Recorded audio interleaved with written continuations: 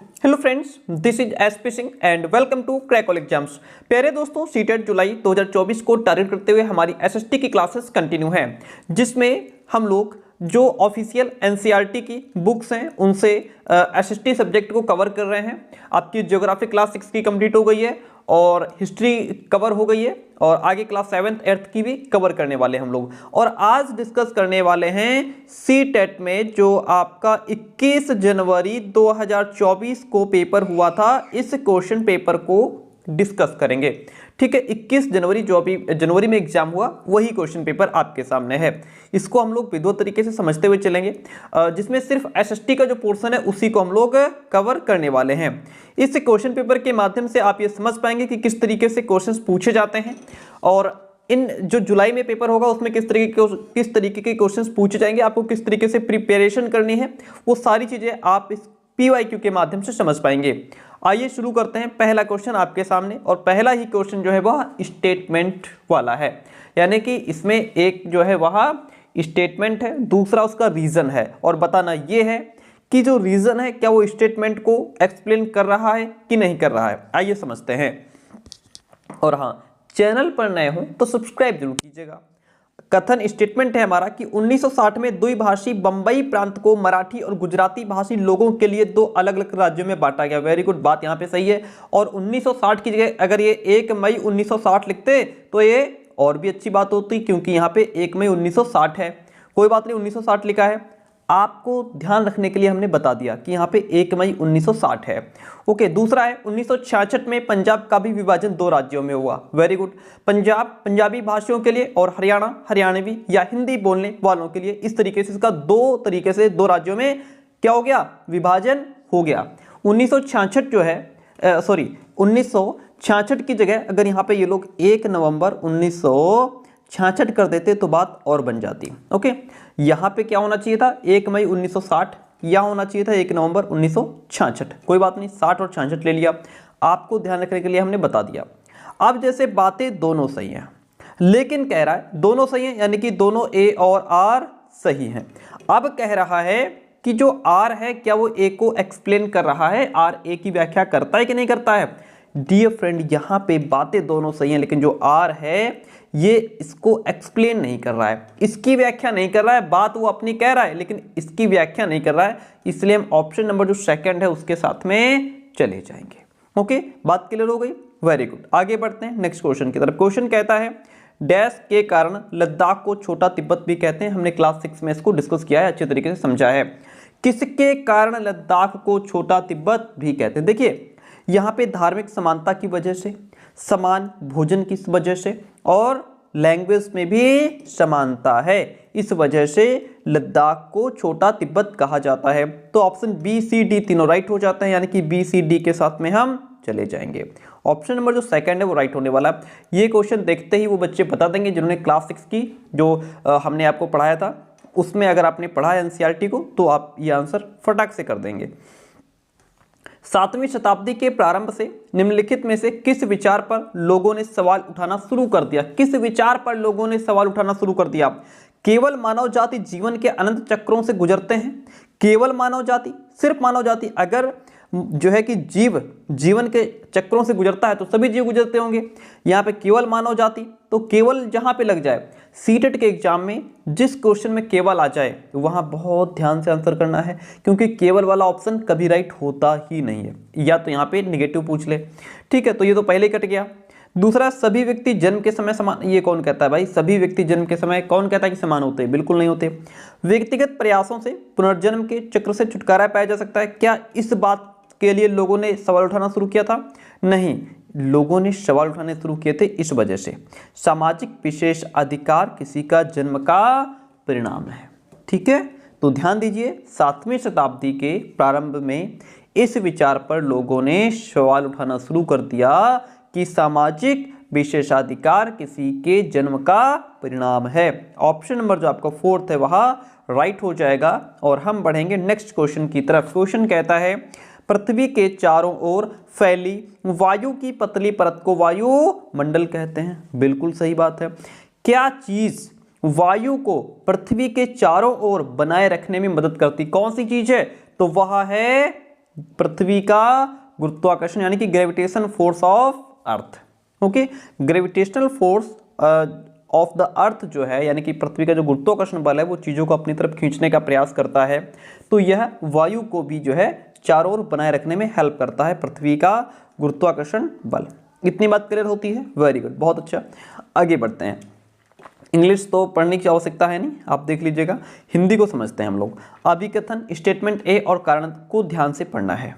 कहता है शाहजहां के शासनकाल के दौरान मुगल वास्तुकला के विभिन्न तत्व एक भव्य सुसंगत संश्लेषण में लाए गए। और कारण कहता है कि उनके शासन में अनवरत निर्माण कार्य चलते रहे, विशेष रूप से आगरा और दिल्ली में। तो यहाँ पे आपको बता दें कि देखिए शाहजहां के शासनकाल के दौरान मुगल वास्तुकला के विभिन्न तत्व एक भव्य सुसंगत संश्लेषण में लाए गए। क्यों लाए गए? क्योंकि उनके शासनकाल में अनवरत निर्माण कार्य चलते रहे, विशेष रूप से आगरा और दिल्ली में। तो यहाँ पे जो ऑप्शन आपका ए और आर वो दोनों ही सही हैं। और आर जो है वो ए की व्याख्या कर रहा है, और व्याख्या तब कर रहा है यहाँ पे क्योंकि लग गया। क्या लग गया? यहाँ पे क्योंकि लग गया यहाँ पे। ठीक है, ओके। तो इस तरीके से क्या है कि दोनों सही हैं, और जो आर है उनके शासन में अनवरत निर्माण कार्य चलते रहे, विशेष रूप से आगरा और दिल्ली में, ये इसको एक्सप्लेन कर रहा है। ऑप्शन ए राइट हो जाएगा। ये जो स्टेटमेंट होते हैं ये बहुत सरल होते हैं, बस आपको ध्यान देने की आवश्यकता है। आगे बढ़ते हैं। क्वेश्चन कहता है हमारा सौर परिवार निम्नलिखित खगोलीय पिंडों से बना है। ये हमने कक्षा 6 की ज्योग्राफी में इस क्वेश्चन को एज इट इज मैंने आपको दिखाया था वीडियो में कि देखिए ये क्वेश्चन यहाँ आपको मिला है।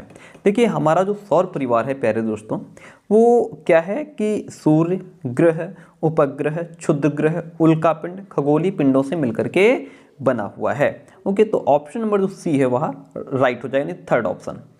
ओके, आगे बढ़ते हैं। क्वेश्चन कहता है कि दो कथन है यहाँ पे। देखिए कथन ए और बी को ध्यान से पढ़िएगा। कथन ए कहता है जेम्स मिल ने 1817 में a history of British India, a history of British India 3 भागों में प्रकाशित किया।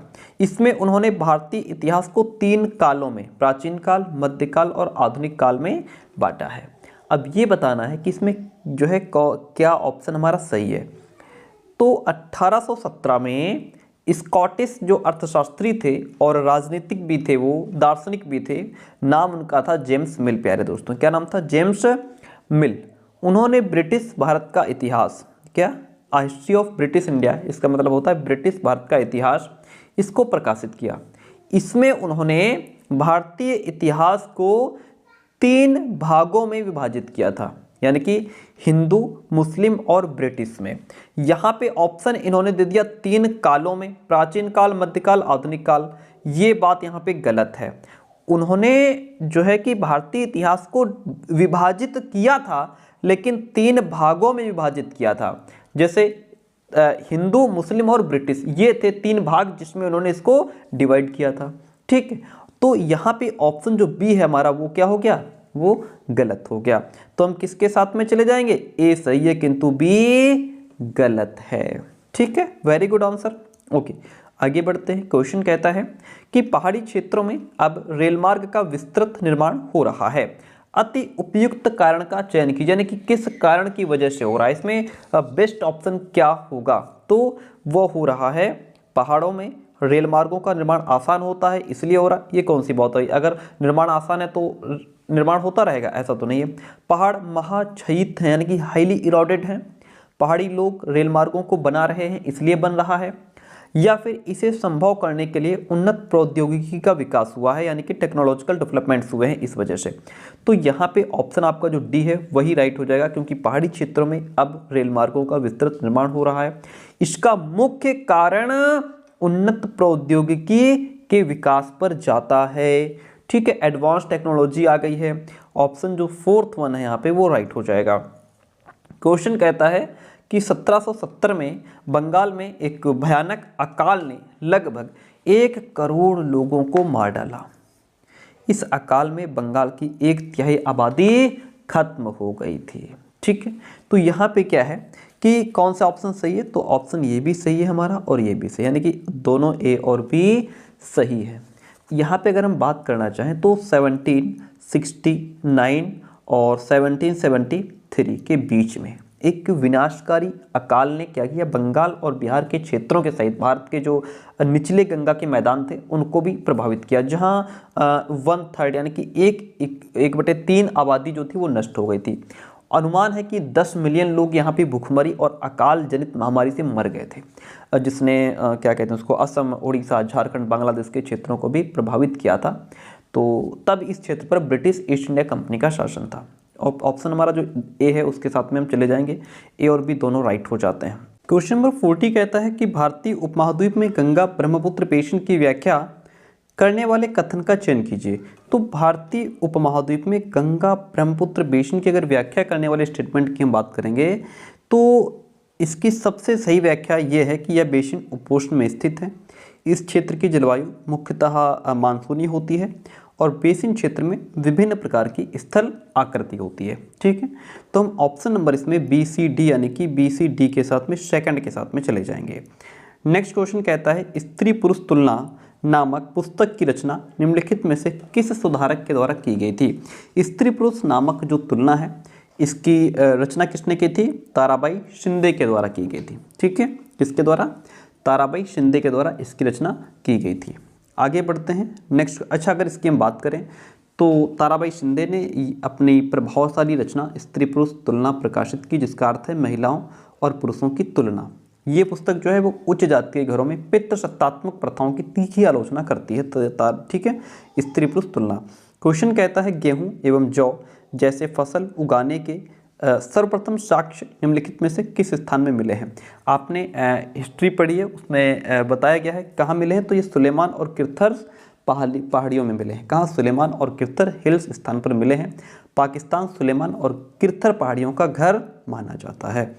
इतनी बात क्लियर होती है, वेरी गुड। नेक्स्ट क्वेश्चन की बात करेंगे। क्वेश्चन कहता है हमारा, स्टेटमेंट है कि रूढ़िबद्ध धारणाएं लोगों को ऐसे काम करने से रोकती हैं जिनमें वे अच्छे हैं। बात बिल्कुल सही है।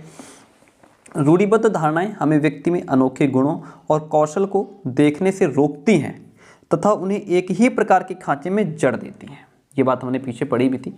तो ये क्या करती हैं कि रूढ़िबद्ध धारणाएं अक्सर जो होती हैं पूर्वाग्रह का कारण बन सकती हैं, क्योंकि वे लोगों को बहुत अधिक जानकारी तक पहुंच के बिना ही उसके बारे में एक सामान्य धारणा बनाने के लिए प्रेरित कर देते हैं। जैसा मैंने आपको कहा था कि जैसे हमने स्टेटमेंट क्या पढ़ा था एनसीईआरटी में, बुक्स में, कि अगर लोगों का क्या बन जाता है कि जो शहर के लोग होते हैं उन्हें वो जैसे एक तो आलसी होते हैं, मक्कार होते हैं, सिर्फ पैसे के पीछे भागते हैं, उन्हें अपने परिवार बच्चों से मतलब नहीं रहता, इस तरीके की जो धारणा है।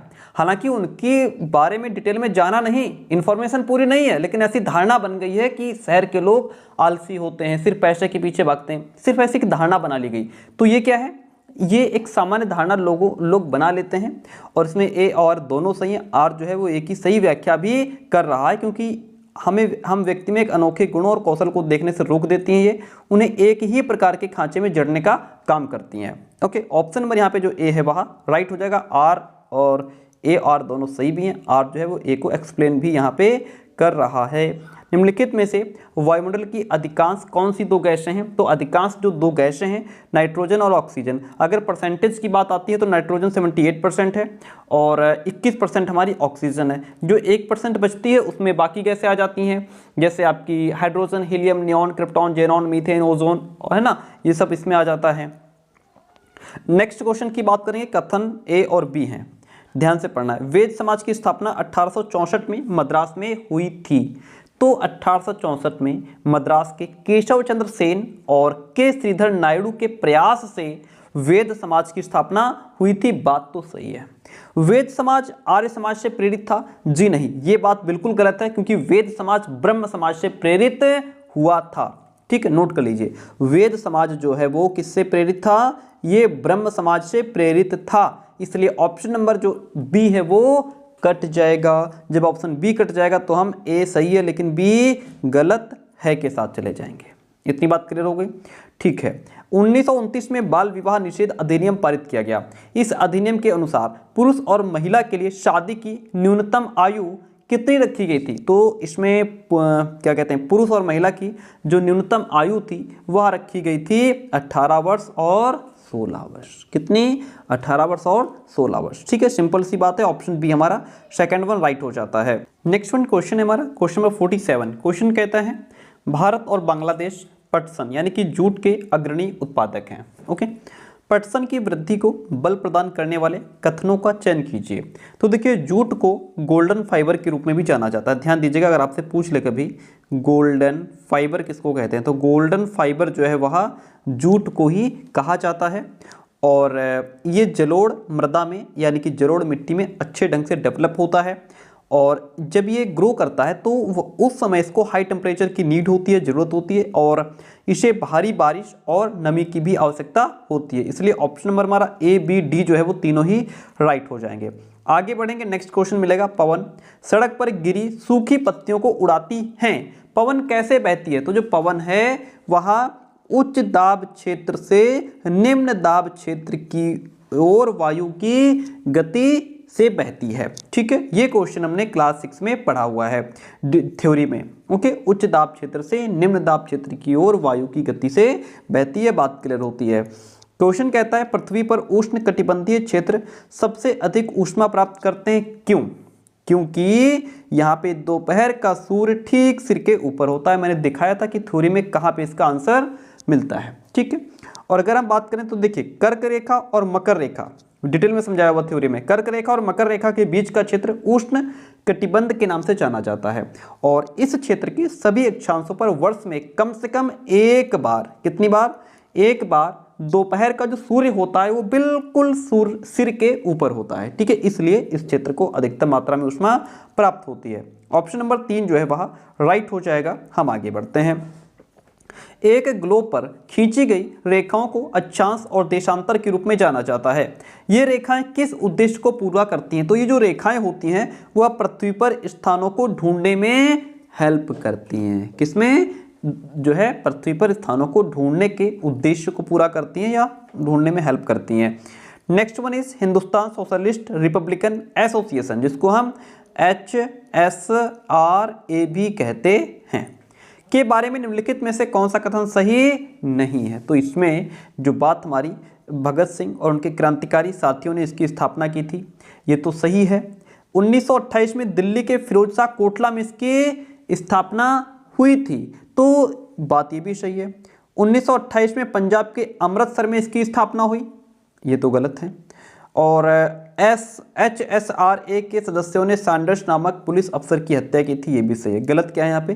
3 नंबर। 1928 में पंजाब के अमृतसर में इसकी स्थापना हुई, ये ऑप्शन यहाँ पे गलत हो जाता है, ये इसके बारे में सही नहीं है। जबकि इसकी जो स्थापना है वो 1928 में नई दिल्ली के फिरोज शाह कोटला में जो है हुई थी। आगे बढ़ते हैं। क्वेश्चन कहता है कथन और कारण आपको पढ़ना है। राजस्व वसूली व्यवस्था माहलवारी बंदोबस्त की शुरुआत हॉल्ट मैकेंजी ने की थी। अच्छा जी, राजस्व वसूली और कंपनी तक इसे पहुंचाने की जिम्मेदारी गांव के प्रधान को दी गई, ना कि जमींदार को। इसमें कौन सा ऑप्शन आपका सही है?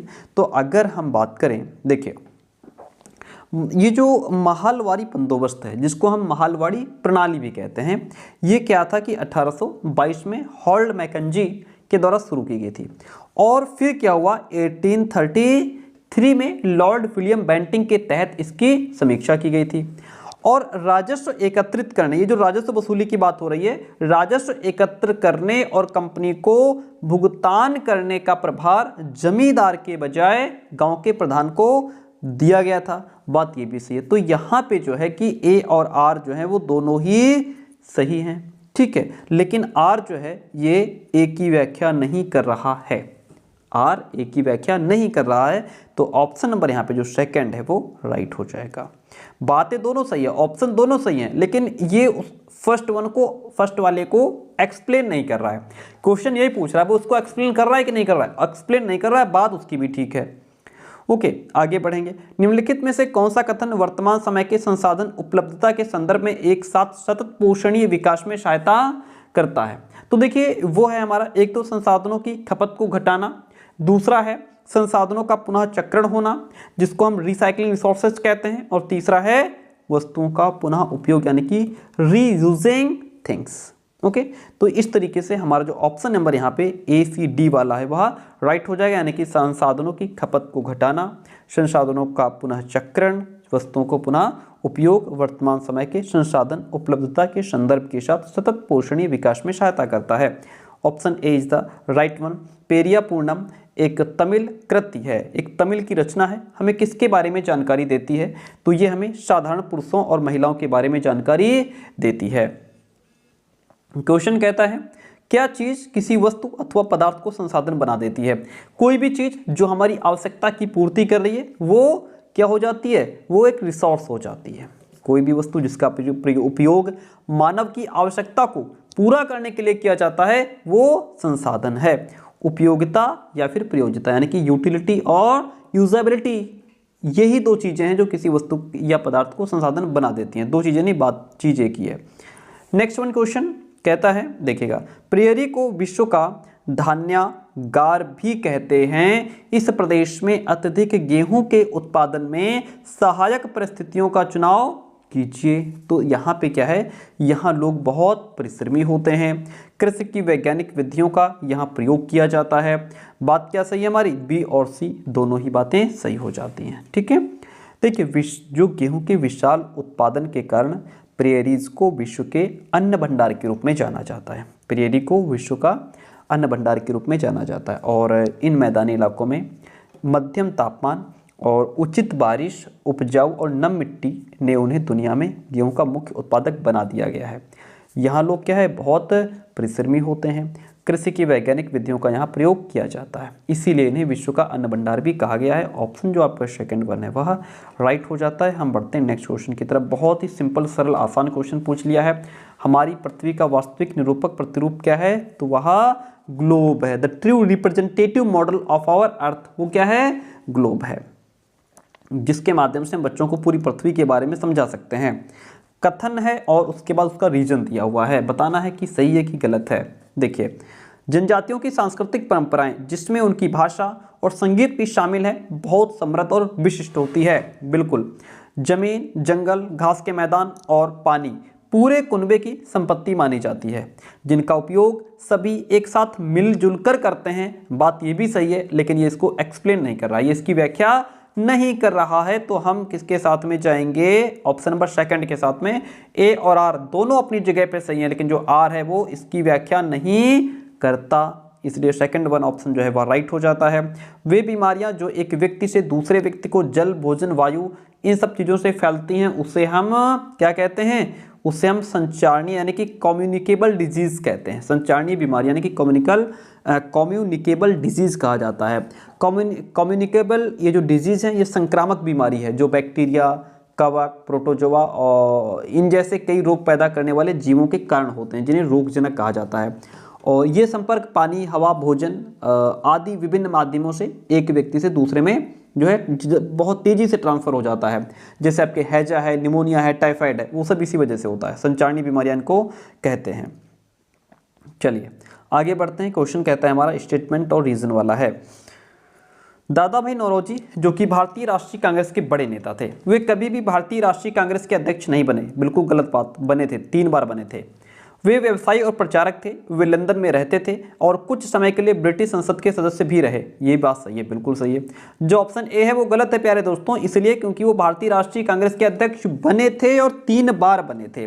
कि कब कब बने थे ये भी मैं बता दूं। एक बार 1886 में बने थे, 1893 में बने थे और 1906 में भी बने थे। 3 बार बने थे, इसलिए ये बात गलत है। ये गलत कह रहे हैं, ये गलत हो जाएगा, ये सही हो जाएगा। यानी कि ए, दोनों ए सही है किंतु आर गलत है। हम ऑप्शन नंबर 3 के साथ में चले जाएंगे। वेरी गुड, आगे बढ़ते हैं। नेक्स्ट क्वेश्चन है, इसी तरीके के क्वेश्चंस आपको देखने को मिलेंगे। प्रारंभिक स्तर पर सामाजिक विज्ञान का शिक्षण महत्वपूर्ण है, बिल्कुल जरूरी है। यह बच्चे को सामाजिक मामलों के प्रति संवेदनशील बनाता है और उसमें भिन्नता एवं विविधता के लिए सम्मान विकसित करता है। क्या बात इसमें सही हो जाएगी? तो इसमें जो है ए और आर दोनों सही हैं और यहाँ पे जो आर है वो इसको एक्सप्लेन करने का काम कर रहा है। सॉरी, यहाँ पे दोनों सही हैं और ये जो है ये इसको एक्सप्लेन करने का काम कर रहा है, इसलिए ऑप्शन नंबर जो ए है वह राइट हो जाएगा। क्वेश्चन कहता है भारत के गाँवों में किसानों के कई आत्महत्या के मामले रिपोर्ट किए गए हैं। मानसून का अभाव और कर्ज चुका पाने की अक्षमता किसानों में दुखों का कारण बनती है, इसी वजह से वो आत्महत्या करते हैं। दोनों सही हैं और आर जो है वो एक ही व्याख्या भी कर रहा है। ठीक है, बहुत सरल होते हैं, बस समझने के ऊपर डिपेंड करता है। उन तात्कालिक इमीडिएट उपायों की पहचान कीजिए जो महिलाओं की सुरक्षा और उन्हें नौकरी करने, पारिवारिक आय में योगदान करने एवं आत्मनिर्भर बनाने में सुनिश्चित करता है। तो वो है, एक तो बालवाड़ियों का प्रावधान जिसे हम provision of child care centre कहते हैं। दूसरा है इसमें व्यावसायिक सुरक्षा का प्रावधान, प्रोविजन ऑफ ऑक्यूपेशनल सेफ्टी जिसको कहा जाता है। एंड तीसरा है रात की शिफ्ट के लिए लाने ले जाने की सुविधा, यानी कि pick and drop facility for night shifts. ये तीन चीज़ें जो हैं ये क्या करती हैं, तीनों उपाय महिलाओं की सुरक्षा और उन्हें नौकरी करने, पारिवारिक आय में वृद्धि करने और क्या कहते हैं आत्मनिर्भर बनाने में सुनिश्चित करते हैं। ठीक है, यहाँ पे ऑप्शन ए सी डी जो है वो तीनों ही राइट हो जाते हैं। Very good question. निम्नलिखित में से कौन से कथन परिप्रश्न उपागम के संबंध में सही हैं? परिप्रश्न जिसको हम इंक्वायरी अप्रोच कहते हैं। तो इसमें क्या है, ये जो प्रश्न होते हैं, जो क्वेश्चंस बच्चों से पूछे जाते हैं, ये जो जिसको हम पूछताछ या परिप्रश्न आधारित उपागम जो कहते हैं, यह एक शिक्षण पद्धति होती है जो छात्रों को क्वेश्चंस करने और जो वास्तविक दुनिया है उसकी समस्याओं की जांच करने के लिए प्रोत्साहित करने का काम करती है। और परिप्रश्न उपागम के संबंध में एक तो ये है कि यह समस्याओं को सुलझाने की क्षमताओं को प्रोत्साहित करता है। बच्चा समस्याओं को सुलझाने के लिए क्या होता है, प्रोत्साहित होता है। ठीक है, और यह साक्ष्य एकत्रित व मूल्यांकन करने के तरीकों का पता लगाने में भी मदद करता है। ठीक है, तो यहाँ पे जो ऑप्शन हमारा है ए और बी, ये दोनों ही राइट हो जाते हैं। ए और D is the right one over here. Next question is निम्न में से सामाजिक विज्ञान पढ़ाने के कौशल आधारित उद्देश्य की पहचान करें। सामाजिक विज्ञान पढ़ाने के कौशल आधारित उद्देश्य, तो वो ये है कि विभिन्न समाजों में रहने वाले लोगों की संस्कृतियों को समझना। ठीक है, option number A is the right one in this question. आगे बढ़ते हैं, क्वेश्चन कहता है, एक तो स्टेटमेंट है ए, दूसरा है आर। ए क्या कहता है, विद्या विशेष जो सामाजिक विज्ञान को बनाती हैं वह हैं इतिहास, भूगोल, राजनीतिक विज्ञान, अर्थशास्त्र। बिल्कुल ये सामाजिक विज्ञान को बनाने का काम करती हैं। दूसरा है इन विद्या विशेषों में अंतः संबंध है। देखिए बनाने का तो काम कर रही हैं, लेकिन यहाँ पे क्या है, इनमें अंतः संबंध नहीं है, ये अलग अलग हैं। आपस में जो है इनमें अंतर संबंध नहीं है, ये अलग अलग हैं। तो आर जो है वो एक की व्याख्या यहाँ पे नहीं कर रहा है, बाकी बातें दोनों ही सही हैं।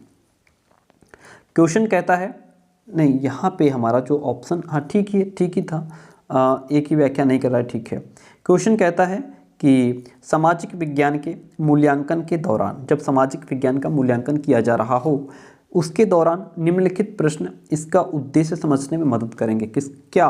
तो एक तो पाठ्यक्रम में किन कौशलों पर बल दिया गया है, यदि ये पता लग जाए तो हम ये समझ पाएंगे कि किस उद्देश्य से यह मूल्यांकन किया जा रहा है। दूसरा है कि अधिगमकर्ता से सामाजिक विज्ञान के प्रत्येक कौशल में किस स्तर की क्षमता अपेक्षित है। ये दो चीज़ें यहाँ पे इंपॉर्टेंट हो जाती हैं, ए और डी। तो हम चले जाएंगे ए और डी के साथ में। नेक्स्ट क्वेश्चन आपसे कहता है, भारतीय न्यायपालिका बिना किसी भय अथवा बाहरी दबाव के कानून का शासन की रक्षा करती है और सरकार के कार्यों पर प्रभावी नियंत्रण बनाए रखती है, जिसकी वजह क्या है, जिसकी वजह है भारत में न्यायपालिका की स्वतंत्रता। और न्यायपालिका की प्रमुख भूमिका ये है कि वो कानून के शासन की रक्षा और कानून की सर्वोच्चता को सुनिश्चित करे। देखिए न्यायपालिका की अगर हम बात करें, न्यायपालिका व्यक्ति के अधिकारों की रक्षा करती है और विवादों को कानून के अकॉर्डिंग सॉल्व करती है और ये सुनिश्चित करती है कि लोकतंत्र की जगह, डेमोक्रेसी की जगह किसी एक व्यक्ति या समूह की तानाशाही ना चले। ठीक है, इतनी बात क्लियर होती है। Very good. क्वेश्चन कहता है कि निम्नलिखित में से कौन सा सतत और व्यापक मूल्यांकन की विशेषता नहीं है, जिसको हम CCE भी कहते हैं, यानी कि characteristic of continuous comprehensive evaluation. ठीक है, सॉरी, कंटिन्यूअस कॉम्प्रिहेंसिव इवैल्यूएशन जिसको कहते हैं, ये होता है, ये इतना continuous comprehensive evaluation, sorry for the mistake. तो यहाँ पे क्या है कि कौन सा सतत और व्यापक मूल्यांकन की विशेषता नहीं है? देखिए, यह मूल्यांकन को शिक्षण अधिगम प्रक्रिया का अभिन्न अंग बनाता है। बात तो ये सही है, ठीक है, ओके। यह विद्यार्थी के व्यक्तित्व के सर्वांगीण विकास पर केंद्रित है, ये भी सही है। यह विद्यार्थी के शैक्षिक विकास के साथ सह शैक्षिक पहलुओं का भी आकलन करता है, CCE। यह विद्यार्थी के अंक आधारित कार्य मूल्यांकन पर केंद्रित है, तो सिर्फ अंक आधारित कार्य मूल्यांकन पर केंद्रित नहीं है, यह बालक के सर्वांगीण विकास पर फोकस करता है, उसके टीचिंग लर्निंग प्रोसेस पर फोकस करता है, ठीक है। 3 बातें यहाँ पे सही हो जाती हैं, तो इसलिए हम यहाँ पे जो ऑप्शन हमारा डी है वो राइट हो जाता है, क्योंकि ये इसकी विशेषता नहीं है, बाकी 3 उसकी विशेषताएं हैं। औद्योगिक क्षेत्रों में स्थित कई कारखाने और फैक्ट्रियों में अस्थायी श्रमिकों को रखा जाता है, यानी कि जो कुछ समय के लिए काम करने के लिए आए हैं, परमानेंट नहीं हैं।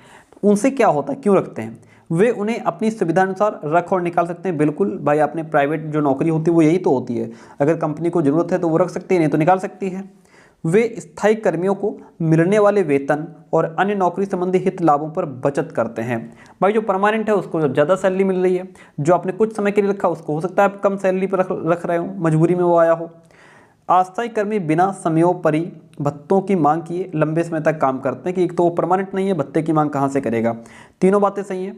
स्थायी कर्मियों की तुलना में अस्थायी कर्मी अधिक परिश्रम में, ये कोई बात नहीं हुई कि जो अस्थायी होते हैं वो ज़्यादा मेहनत करते हैं, ऐसा नहीं है, मेहनत सब बराबर करते हैं, लेकिन जो परमानेंट नहीं है वो एक तो उनको आप जरूरत पड़ने पर निकाल सकते हैं, रख सकते हैं, और बहुत सारे जो आप परमानेंट लोगों को हेल्प दे रहे हैं वो जो फैसिलिटी दे रहे हैं वो उनको ना भी दें तब भी चलेगा, है ना। तो ये 3 चीज़ यहाँ पे ज़्यादा बेस्ट हैं। ऑप्शन हमारा ABC यानी कि फर्स्ट ऑप्शन जो है वहाँ राइट हो जाता है। आगे बढ़ेंगे तो नेक्स्ट क्वेश्चन से हमें मिलेगा, रिक्त स्थान को सही विकल्प से भरें। एक दृढ़ डैश का विकास करने के लिए सतर्क और सजग जनता आवश्यक है। किसके लिए? तो एक दृढ़ यानी कि एक मजबूत डेमोक्रेसी को डेवलप करने के लिए सतर्क और सजग जनता की जरूरत है, ठीक है। ऑप्शन बी राइट हो जाएगा। लोकतंत्र सरकार की एक प्रणाली होती है जिसमें कानून, नीतियां, नेतृत्व और राज्य या अन्य राज्य व्यवस्था के प्रमुख उपक्रम प्रत्यक्ष या फिर अप्रत्यक्ष रूप से लोगों द्वारा तय किए जाते हैं। आगे बढ़ते हैं। क्वेश्चन कहता है, भारतीय धर्मनिरपेक्षता में राज्य धर्म के संदर्भ में एक सैद्धांतिक दूरी बनाए रखता है। इसका अर्थ क्या है? इसका अर्थ यह है कि संविधान में दिए गए आदर्शों के आधार पर राज्य धार्मिक मामलों में हस्तक्षेप कर सकता है और आवश्यकता पड़ने पर राज्य धार्मिक मामलों को नियंत्रित भी कर सकता है। दोनों बातें यहाँ पे सही हैं, यानी कि ए और डी जो है वह राइट हो जाएगा। ऑप्शन ए और डी राइट हो जाएगा। ओके, इतनी बात क्लियर होती है। अगर पूछ ले आपसे कि धर्मनिरपेक्षता शब्द जो है ये भारतीय संविधान में कब जुड़ा था, तो ये भारतीय संविधान की प्रस्तावना में जो 42वां संविधान संशोधन हुआ था उसमें 1976 में जोड़ा गया था धर्मनिरपेक्षता शब्द हमारी भारतीय संविधान की प्रस्तावना में। इतनी बात क्लियर होती है। क्वेश्चन कहता है कथन और कारण की बात करता है। देखिए, खुली पुस्तक परीक्षा यानी कि जो ओपन बुक एग्जाम होता है उसकी बात कर रहा है। ओपन बुक एग्जाम रटकर सीखने से हटकर किताबों के साथ संबंध स्थापित करने पर केंद्रित होती है। जी बिल्कुल, खुली पुस्तक परीक्षा विद्यार्थियों का भार कम करती है क्योंकि इससे उन्हें परीक्षा की तैयारी पहले से नहीं करनी पड़ती। ऐसा नहीं है, ये जो नहीं यहाँ पे लग गया इसने स्टेटमेंट को गलत कर दिया, ठीक है, क्योंकि यहाँ पे परीक्षा की तैयारी पहले से करनी पड़ती है, इसलिए ये ऑप्शन गलत हो जाता है, केवल ए सही है इसमें। नेक्स्ट क्वेश्चन की बात करेंगे। निम्नलिखित प्रश्न या टिप्पणियां आपने अपनी एक कक्षा के विद्यार्थियों से प्राप्त की हैं। इनमें से कौन सा प्रश्न विद्यार्थी के गरीबी व असमानता के मुद्दे पर आलोचनात्मक दृष्टि को प्रतिबिंबित करता है? आलोचनात्मक दृष्टि, देखिए आलोचनात्मक सोच या आलोचनात्मक दृष्टि ये जो है समस्याओं को हल करने के लिए हर एंगल से इंफॉर्मेशन की जांच करने की एक कला होती है। आलोचनात्मक सोच या फिर इसको आलोचनात्मक दृष्टि भी कहते हैं। ऐसा जैसे कि ऐसा क्यों है कि विलास कारें यानी कि लग्जरी कार और बेगर यानी भिखारी दोनों को हम ट्रैफिक सिग्नल पर देख सकते हैं, या दोनों हमें ट्रैफिक सिग्नल पर ही क्यों मिलते हैं? यहाँ पे बच्चा यानी कि हर तरीके से हर एंगल से सोचने पर मजबूर हो जाएगा। एक भिखारी है और दूसरा बैठा लग्जरी कार में व्यक्ति है, दोनों ही ट्रैफिक सिग्नल पर हमको मिले हैं, है ना। तो ऐसा क्यों है, वो इतना गरीब क्यों है, वो उसके पास लग्जरी कार क्यों है। यहाँ पे बच्चा क्या करेगा कि जो है अलग अलग तरीके से सोचने पर मजबूर हो जाएगा, है ना। उसके अंदर आलोचनात्मक दृष्टि आएगी, आलोचनात्मक सोच आएगी। ऑप्शन जो ए है वह बेस्ट ऑप्शन है इसमें।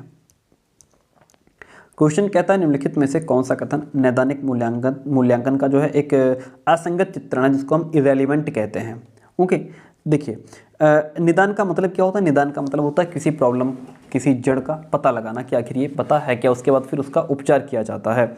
तो इसमें अगर हम बात करें तो इसका उपयोग कक्षा के सभी विद्यार्थियों के द्वारा सीखी उपलब्धियों की तुलना करने में किया जाता है। ओके, ऑप्शन जो ए है वह राइट हो जाए, क्योंकि ये यहाँ पे इरेलीवेंट है, ये बिल्कुल ही असंगत यहाँ पे दिखाई पड़ रहा है। क्वेश्चन कहता है एनसीएफ 2005 के अनुसार स्कूली शिक्षा के किस स्तर पर सामाजिक विज्ञान के विषयों को स्वतंत्र रूप से पाठ्यपुस्तकों में विद्यार्थी से परिचय कराया जाता है। तो वह उच्च प्राथमिक स्तर हो गया। कौन सा, अपर प्राइमरी जो है अपर प्राइमरी स्टेज हो गई, क्योंकि एनसीएफ 2005 के अकॉर्डिंग सामाजिक विज्ञान में शिक्षा का उद्देश्य छात्रों को सक्षम बनाना होना चाहिए। Option second one is the right one, उच्च प्राथमिक स्तर राइट हो जाएगा, क्योंकि वही पूछ रहा था कि शिक्षा के किस स्तर पर सामाजिक विज्ञान के विषयों को स्वतंत्र रूप से पाठ्यपुस्तकों में विद्यार्थियों से परिचय कराया जाता है। तो वह हमारा उच्च प्राथमिक स्तर होता है, जिसमें कक्षा 6 से 8 तक के बच्चे आते हैं। नेक्स्ट क्वेश्चन नंबर 77 क्वेश्चन कहता है कि निम्न में से कौन सा स्रोतों के बारे में सही है, यानी कि कौन सा ऑप्शन है जो सोर्सेस के बारे में सही है। तो देखिए जो सोर्सेस होते हैं वो अधिक ठोस प्रकृति के होते हैं, बात बिल्कुल सही है। सभी ऐतिहासिक हों जरूरी नहीं, ऑब्जेक्टिव हों जरूरी नहीं, लेकिन हाँ ये है कि इसमें प्रत्यक्षदर्शियों के ब्यौरे और व्यक्तिगत पत्र भी शामिल हैं, यानी कि इसमें they include accounts of I witness और पर्सनल लेटर्स। तो ए और डी तो राइट हो जाते हैं, हम ए और डी के साथ में चले जाएंगे। क्या हुआ कि स्रोत जो है, सोर्सेज होते क्या हैं, जो हमें जानकारी देते हैं, चाहे कोई मानव हो, मनुष्य हो या फिर कोई वस्तु हो, वो हमारा स्रोत होता है जहाँ से हमें इन्फॉर्मेशन मिलती है। तो सोर्सेस अधिक ठोस प्रकृति के होते हैं। इसके अलावा इसमें प्रत्यक्षदर्शियों के ब्यौरे और व्यक्तिगत पत्र भी शामिल होते हैं।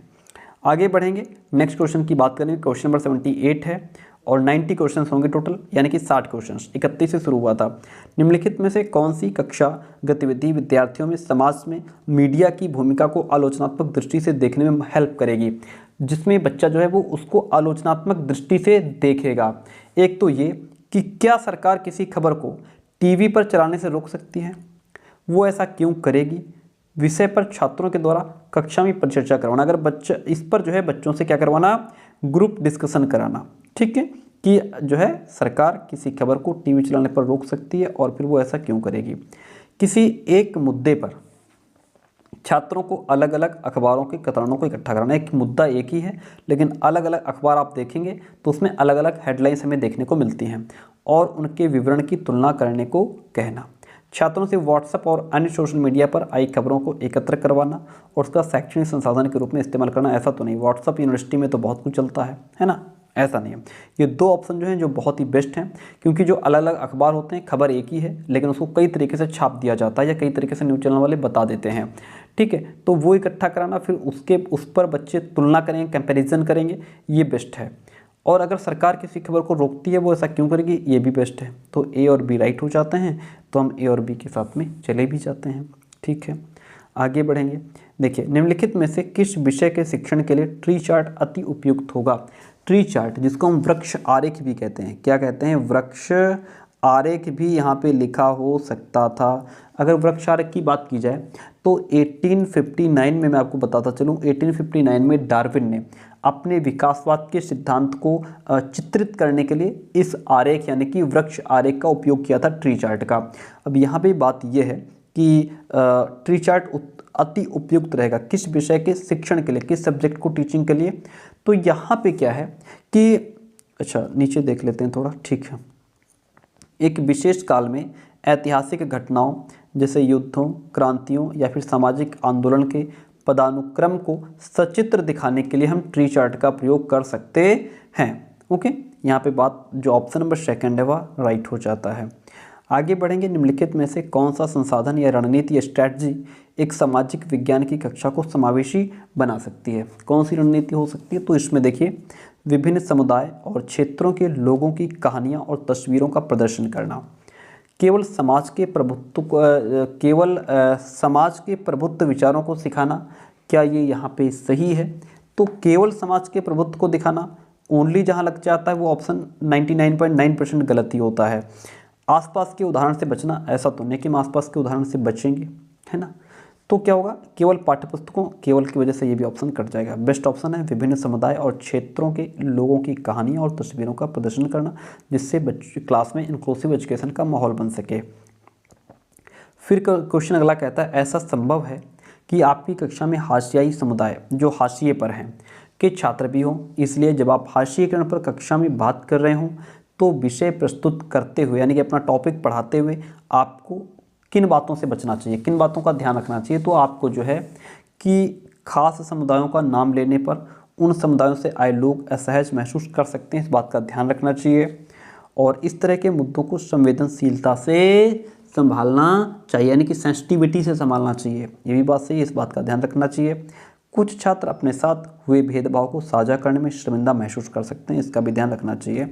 विद्यार्थियों से जबरन अपने अनुभव साझा कराना, ये कौन सी बात हो गई? जबरन तो हम कभी कुछ नहीं कराएंगे, ठीक है।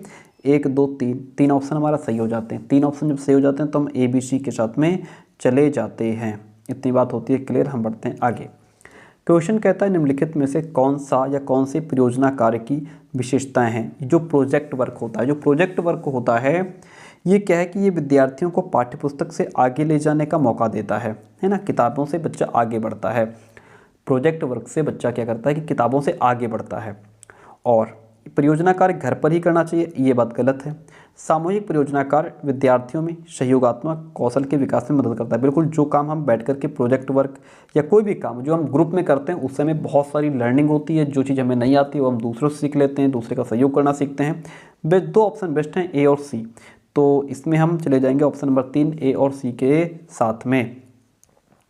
आगे बढ़ेंगे। सामाजिक विज्ञान की पद्धति के रूप में क्षेत्र कार्य जो फील्ड वर्क होता है उससे क्या लाभ होता है? जब हम बच्चों को फील्ड वर्क कराते हैं, भ्रमण पे लेके जाते हैं, इससे छात्रों को प्रत्यक्ष ज्ञान हो जाता है। जैसे हम बच्चों को कोई नदी, पहाड़, झरना दिखाने ले गए तो वहाँ पे बच्चा सामने देख करके चीज़ों को टच फील करके समझ सकता है। ओके। क्वेश्चन कहता है, लोकतंत्र में एक निश्चित समय अंतराल के पश्चात ही चुनाव क्यों होते हैं? टाइम फिक्स क्यों है? इसका फिक्स टाइम इसलिए है कि सरकार का उत्तरदायित्व सुनिश्चित करने के लिए, और दूसरी बात है दलों की समान राजनीतिक भागीदारी सुनिश्चित करने के लिए कि हर दल अपनी समान राजनीतिक भागीदारी उसमें कर पाए, राजनीतिक वाद विवाद और जन संवाद को प्रोत्साहित करने के लिए। ऐसा नहीं कि एक प्रथागत प्रक्रिया प्रथा चली आ रही है, ऐसा कुछ नहीं है। इसमें ऑप्शन A B C जो है वह बेस्ट ऑप्शन है। इसीलिए क्या होता है, जो चुनाव होता है वो सही समय पर यानी कि एक फिक्स टाइम पर होता है। आपतन की अवधारणा यानी जिसको हम इंसोलेशन कहते हैं, पढ़ाने का सबसे अच्छा तरीका कौन सा है? तो इंसोलेशन की अगर धारणा हमें पढ़ानी है तो उसके लिए हम क्या कर सकते हैं? डिमॉन्स्ट्रेशन कर सकते हैं, प्रदर्शन कर सकते हैं, चीज़ों को दिखा सकते हैं बालकों को। क्वेश्चन कहता है, कथन है हमारा, भारतीय संविधान धार्मिक और भाषाई अल्पसंख्यकों की सुरक्षा का प्रावधान मौलिक अधिकारों से करता है। यह अनुमान लगाता है कि, यह किस बात का अनुमान लगाता है भैया? तो ये अनुमान लगाता है कि यह बहुसंख्यकों के द्वारा संभाव्य सांस्कृतिक प्रभुत्व के समक्ष अल्पसंख्यकों की सुरक्षा करता है। दूसरी बात है कि यह बहुसंख्यकों के द्वारा किसी तरह के भेदभाव से अल्पसंख्यकों की रक्षा भी करता है। नेक्स्ट है, यह अल्पसंख्यकों के हितों की सुरक्षा करता है। यह अल्पसंख्यकों को आर्थिक अवसरों की गारंटी प्रदान करता है, ऐसा नहीं है। 3 ऑप्शन हमारे यहाँ पे राइट हो जाते हैं, A B C, यानी कि हम ऑप्शन नंबर फर्स्ट के साथ में चले जाएंगे। इसके बाद 3 क्वेश्चन हमारे और बचे हैं। क्वेश्चन कहता है, सामाजिक विज्ञान पाठ्यक्रम के भार को कम करने के लिए निम्नलिखित में से क्या सबसे बेस्ट है? जो हम सामाजिक विज्ञान का जो सिलेबस है उसको हम कम करना चाह रहे हैं, तो उसके लिए ये है कि तथ्यों के स्मरण पर न्यूनतम बल देना, समझने पर केंद्रित करना, यानी कि बालक रटकर ना सीखे, चीज़ों को समझ करके सीखे। संकल्पनाओं के स्पष्टीकरण को केंद्रित करना, जो भी कॉन्सेप्ट हैं वो हमारे क्लियर होने चाहिए, इन पर हमें हमारा फोकस होना चाहिए। तो A और B जो है वह राइट हो जाएंगे। आगे बढ़ेंगे तो नेक्स्ट क्वेश्चन हमको मिलेगा। क्वेश्चन कहता है कि 2 मौलिक अधिकार जिनकी मांग पर हाशियाकृत समूह बल दे सकते हैं ताकि उनके साथ भी गरिमामय और समानता का व्यवहार किया जाए, वो है हमारे, एक तो समानता का अधिकार है और दूसरा हमारा सांस्कृतिक और शैक्षणिक अधिकार है। ये दोनों ऑप्शन राइट हो जाएंगे, तो हम चले जाएंगे ऑप्शन नंबर ए और बी के साथ में। इतनी बात क्लियर होती है। देखिए, अगर हम यहाँ पे बात करें समानता के अधिकार की, तो समानता का अधिकार जिसमें कानून के समक्ष समानता है, धर्म, वंश, जाति, लिंग या जैसे कहें कि जन्म स्थान के आधार पर भेदभाव का निषेध इसमें शामिल होता है। आप भेदभाव नहीं कर सकते किसी के साथ में, और रोजगार के संबंध में समान अवसर सम्मिलित होते हैं। और दूसरी बात, जैसे यहाँ पे सांस्कृतिक और शैक्षणिक अधिकार है। सांस्कृतिक और शैक्षणिक अधिकार जो हैं ये मानवाधिकार हैं जो सभी संस्कृतियों, धर्मों, भाषाओं के लिए समानता और सम्मान को बढ़ावा देते हैं। ठीक है, इतनी बात क्लियर होती है। दो ऑप्शन इसमें आपके राइट हो जाते हैं। हम आगे बढ़ते हैं। आज का शायद ये सेकंड लास्ट क्वेश्चन रहेगा। क्वेश्चन कहता है कि राज्य शासन की कार्यप्रणाली से संबंधित निम्नलिखित आकलन प्रश्नों ए और बी पर विचार करना है हमको। पहला क्वेश्चन कहता है कि प्रेस वार्ता, देखिएगा क्वेश्चन कहता है प्रेस वार्ता का क्या उद्देश्य है। उद्देश्य होता है यह विधानसभा में होने वाली बहस से किस तरह अलग है। उन निर्वाचित प्रतिनिधियों के लिए किस शब्द का प्रयोग होता है जो सत्ता दल के सदस्य नहीं होते और सरकार के फैसलों पर सवाल उठाते हैं। तो यहाँ पे जो ए ऑप्शन है हमारा, वह संकलनात्मक ज्ञान की जांच करता है, यानी कि वो कॉन्सेप्चुअल नॉलेज की जांच करता है। और जो बी है हमारा, ये फैक्चुअल नॉलेज की जांच करता है। ऑप्शन ए हमारा राइट हो जाएगा। आज का लास्ट क्वेश्चन आपके सामने है और आपसे कहना चाहेंगे क्लास कैसी रही कमेंट करके जरूर बताइए। थोड़ा फास्ट पढ़ा दिया है हमने, ठीक है। अब ये दिखाने के लिए, आपको क्वेश्चन पेपर दिखाने के लिए, बाकी आगे हम थोड़े थोड़े क्वेश्चंस करेंगे। 30-40 क्वेश्चन बहुत अच्छे से डीप में समझेंगे। आदिवासी समाज की विशिष्टता का श्रेय किसे जाता है। आदिवासी समाज की अगर बात करें तो उसकी विशेषता का जो श्रेय है वह एक तो जाति व्यवस्था के प्रचलन को नहीं, दूसरे प्रचलित धर्मों से भिन्न अनेक प्रकार के जनजातीय धर्मों के पालन को जाता है। दूसरा है विशिष्ट भाषा के प्रयोग को जाता है। ऊंच नीच की कम उपस्थिति को भी जाता है। तो बी, सी और डी यहाँ पे हमारे राइट हो जाते हैं। बी, सी, डी, ये तीन ऑप्शन जब राइट होते हैं तो हम चले जाएंगे ऑप्शन नंबर 3 बी, सी, डी के साथ में। ठीक है, हमारे 60 क्वेश्चंस कवर होते हैं और इसके बाद हम इसको CTP हिंदी वगैरह भी कवर कर लेंगे। क्लास कैसे रही कमेंट करके जरूर बताइए। Thank you so much.